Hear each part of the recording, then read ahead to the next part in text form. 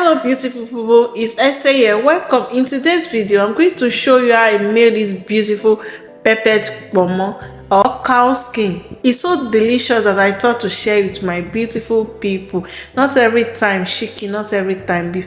Sometimes switch this up. That is why on this very day I soak about 5 pieces of this dry cow skin. Okay, they call it Ijebu ponmo in my area. It has been pre-cooked. I can say pre-cooked because all you need is just to soak it in water.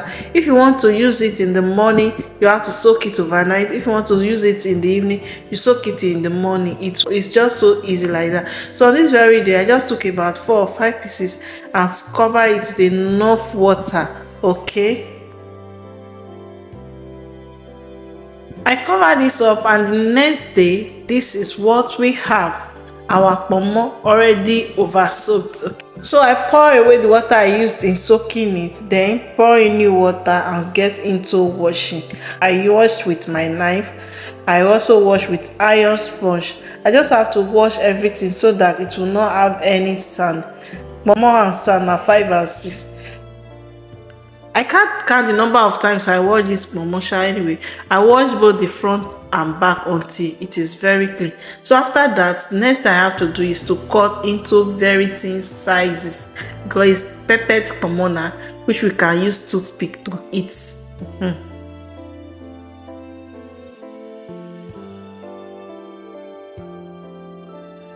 So after cutting into thin sizes, then transfer into your pot and boil it just like you want to boil your chicken or your beef, and season with any season of your choice. On this very day I seasoned with some seasoning cube, thyme, curry, bay leaf and a nutmeg. This will help to give it taste and make it not just bland. After seasoning and everything, stir it together and add a little bit of water for cooking.